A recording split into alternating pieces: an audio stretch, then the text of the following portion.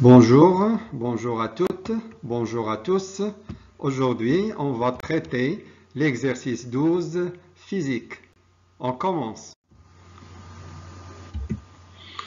Voilà l'énoncé de l'exercice. Donc, vous avez un document, un petit tableau où il y a des informations à propos de deux couleurs ou bien deux lumières monochromatiques. On a déjà vu le mot dans le cours. Mono, une seule, chromatique, couleur. Une couleur pure, avec une seule fréquence et une seule longueur d'onde. L'opposé de monochromatique, c'est polychromatique. Plusieurs couleurs, plusieurs fréquences. Voilà, on commence. Qu'est-ce que nous avons ici? Nous avons la longueur d'onde dans le vide. On a l'habitude de mettre lambda 0 en nanomètres. Donc, vous avez deux couleurs, deux lumières, la lumière rouge et la lumière bleue. Voilà les longueurs d'onde. Et ici, vous avez deux milieux transparents, un verre de ce qu'on appelle le crown et un deuxième type de verre qu'on appelle le flint. Voilà, très bien. Alors, vous avez les valeurs ici, les indices. Avant même de commencer, vous voyez, si je prends un seul milieu, donc l'indice de ce milieu n'est pas constant. Vous voyez, 1,504, 1,521. Voilà, il varie selon la longueur d'onde, c'est-à-dire selon la couleur. Et j'en profite pour un petit peu expliquer la dispersion de la lumière par le prisme. Le prisme, c'est un verre, c'est un milieu. D'accord? Pourquoi? Parce que quand les lumières, la lumière rouge, bleue, jaune, orange, la lumière verte, pourquoi elles sont déviées, elles sont dispersées lorsqu'ils traversent le prisme? Parce que l'indice de réfraction du prisme, il varie selon la lumière. Donc, c'est comme si chaque lumière, elle a un milieu spécifique. D'accord? C'est pourquoi ils sont déviés, ils sont réfractés. C'est-à-dire ils sont déviés de manière différente. Et comme ça, ils sont séparés et on obtient un spectre de couleur qu'on appelle le phénomène, on l'appelle la dispersion de la lumière. Alors, je reviens à l'exercice. Première question. Donc, vous avez deux milieux avec les indices par rapport à chaque couleur. Premièrement, calculer la fréquence de chaque radiation lumineuse, c'est-à-dire la fréquence du rouge, puis la fréquence de la lumière bleue. Sachant que la célérité dans le vide, voilà, 3 10 puissance 8 mètres secondes moins 1. C'est très bien. Alors, on commence. Donc, on va prendre juste la relation. Par définition, la célérité, c'est la longueur d'onde. Si je prends la célérité du vide, alors je prends la longueur du vide. Pour la fréquence, vous vous rappelez, c'est invariable. Ça caractérise la lumière. Donc, c'est une valeur qui ne varie pas en passant d'un milieu à un milieu. Elle ne dépend que de la source. Une fois créée, elle garde la même fréquence. Alors, la fréquence, alors on va déduire d'ici, ça fait la vitesse, la célérité sur la longueur d'onde. Et on commence. On vous a dit ici, chaque radiation. On commence par le rouge. La lumière rouge. Donc, la fréquence de la lumière rouge, c'est une constante, 3 10 puissance 8. On va prendre la longueur d'onde du rouge. Voilà, ça fait 656,3 nanomètres. C'est-à-dire, on va multiplier par 10 moins 9 pour convertir le nanomètre en mètre.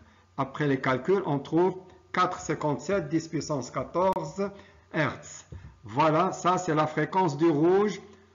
Voilà, la lumière rouge. On ne va pas dire le vide parce que c'est une constante. La même chose pour la lumière bleue. Donc, la célérité, c'est toujours 3 10 puissance 8.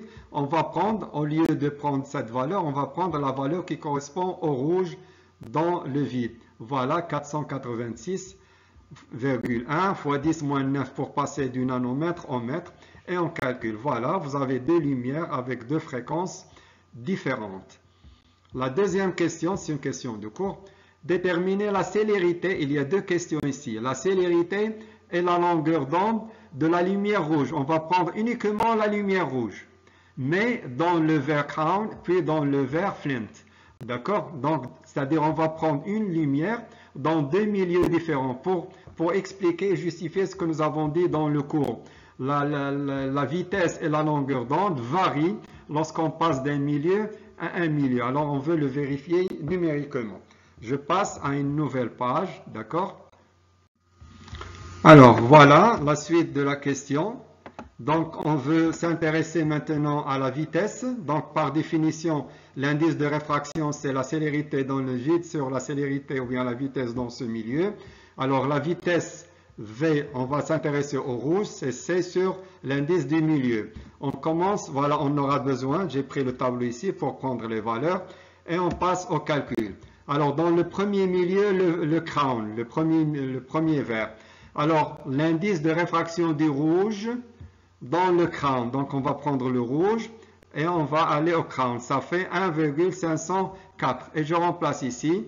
Alors, faites les calculs. Vous trouvez 1,99 10 puissance 8 mètres secondes moins 1. Pour le second milieu, le flint, ça fait l'indice de réfraction, toujours la couleur, la lumière rouge, mais dans le deuxième milieu, le flint ici, ça fait 1,612. Alors, je prends ici 1,612 et on fait les calculs. Remarquez, on n'a pas trouvé les mêmes valeurs.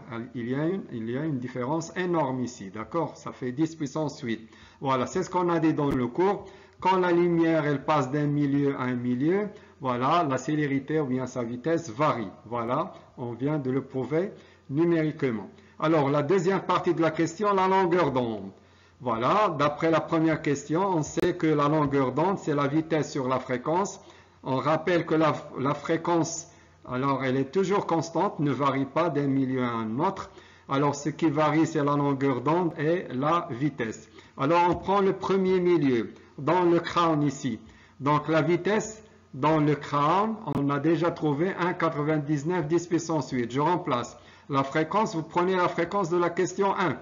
La fréquence ne varie pas, d'accord? C'est ce qu'on a trouvé dans la question 1. Après les calculs, on trouve 4,35 10 moins 7. Le deuxième milieu, le flint. Ça fait toujours la vitesse du rouge dans ce milieu ici, le flint ici, ça fait 1,86 10 puissance 8. J'ai pris ici 1,86 10 puissance 8 et je garde toujours la même fréquence, même si je passe d'un milieu à un autre parce que la lumière elle garde la même fréquence. Après les calculs, on trouve 4,07 10 moins 7. On n'a pas la même valeur de la longueur malgré que c'est toujours la lumière rouge parce qu'on a changé le milieu. Alors en changeant le milieu, la célérité et la vitesse varient, la longueur d'onde varie, mais la fréquence, on a gardé la même fréquence. Voilà, j'enlève le tableau.